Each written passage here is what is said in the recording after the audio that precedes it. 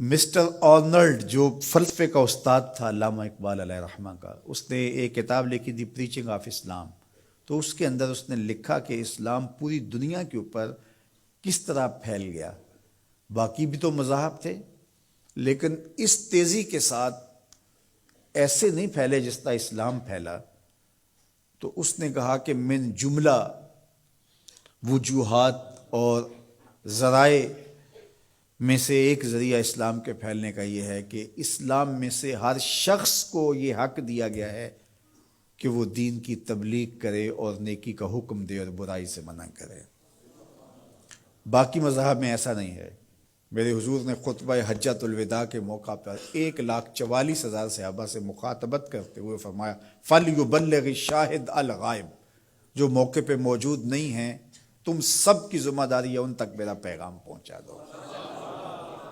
بلغوا عنی ولو آیہ، میری جانب سے ایک آیت بھی آتی ہو تم نے اس کو آگے منتقل کرنا ہے. مومن ایک معاشرتی فرد ہے جو صرف اپنے آپ کو ہی نہیں بچاتا، دوسروں کو بھی بچاتا ہے، دوسروں کی بہتری کا ضامن ہوتا ہے. من رعا منکم منکرا فلیغیرہ بیدہ فإن لم یستطع فبلسانہ فإن لم یستطع فبقلبہ وذلک اضعف الایمان. فرمایا تم میں سے اگر کوئی شخص برائی ہوتے دیکھے تو ہاتھ سے منع کرے، اور اگر ہاتھ سے منع نہیں کر سکتا تو زبان سے روکے، اگر زبان سے بھی نہیں روک سکتا تو دل سے برا جانے. وذالک اضعف الایمان، اور یہ کمزور ترین ایمان کی علامت ہے کہ وہ دل سے برا جانا. اسے کم از کم زبان سے منع کرنا چاہیے. کوشش تو ہو کہ ہاتھ سے منع کرے، لیکن آج کل وہ کہتے ہیں جی اب کسی کو کہنے کا زمانہ نہیں رہا.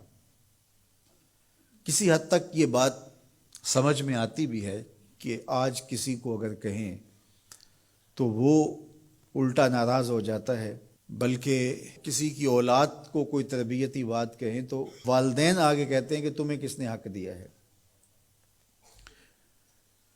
تو یہ بات اپنی جگہ پہ ہے، لیکن کیا ہم اس سے کسی کو کہنا چھوڑ دیں گے؟ طریقہ کار خوبصورت ایسا رکھیں کہ جو حالات کا متقاضی ہو کہنا نہ چھوڑے. بعض کہتے ہیں کہ جی سانو کی لگے اپنے گھر میں کوئی چھاج بجائے یا چلنے. یہ دور نہیں رہا، زمانہ نہیں رہا کسی کو کہنے کا. اگر اس فلسفے کو تسلیم کر لیا جائے اور یہ طے کر لیا جائے کہ ٹھیک ہے، تو پھر برائی سے منع کون کرے گا اور نیکی کا حکم کون دے گا؟ جبکہ اس امت کی ذمہ داریوں میں یہ شامل ہے کنتم خیر امت اخرجت للناس تامرون بالمعروف وتنہون عن المنکر. تم بہتر امت ہو. کیوں؟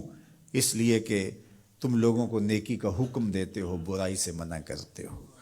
یہ اس امت کی ڈیوٹی ہے، ذمہ داری ہے اس امت کی. یہ امت سوچنے لگی ہے کہ جی یہ دور نہیں رہا. یہی تو دور ہے. جب شر پھیل گئی ہو، جب برائی فروغ پا رہی ہو، تو اب تو ضرورت اور زیادہ بڑھ گئی ہے. جتنا اندھیرا گہرا ہو جائے اتنے ہی تو چراغوں کی ضرورت ہوتی ہے. اور ہم یہ فلسفہ تراش کے اپنے نفس کو مطمئن کر لیا کہ یہ دور نہیں رہا کسی کو کہنے کا. حضور نے مثال بیان فرمائی کہ کشتی میں سارے لوگ قابض ہو کے اپنی جگہ کو طے کر کے بیٹھ جاتے ہیں اور سفر شروع ہو جاتا ہے، اور ایک شخص اپنے ہی حصے کی جگہ میں سوراخ کرنا شروع کر دیتا ہے، اور باقی اگر اس کا ہاتھ نہیں پکڑتے، اس کو روکتے نہیں ہیں اور کہتے ہیں ٹھیک ہے وہ اپنی جگہ پہ کر رہا ہے، اپنے گھر چھاج بجائے چلنی ہمیں کیا لگے. تو تھوڑی دیر کے بعد کشتی ڈوبے گی تو یہ بھی سلامت نہیں رہ پائیں گے. اور اگر اس کا ہاتھ پکڑ لیتے ہیں تو وہ بھی بچے گا اور یہ بھی ڈوبنے سے محفوظ رہیں گے. جب برائی پنپتی ہے، برائی کی نشو و نما ہوتی ہے، تو کیا وہ چنگاریاں ہمارے گھروں کو خاکستر نہیں کرتی ہیں؟ معاشرہ تباہ ہوتا ہے تو ہم اپنی اولادوں کو پھر کس طرح بچا پائیں گے؟ تو مل کے برائی کو روکنا اور نیکی کا حکم دینا یہ مسلم معاشرے کے تمام افراد کی ذمہ داریوں میں شامل ہے.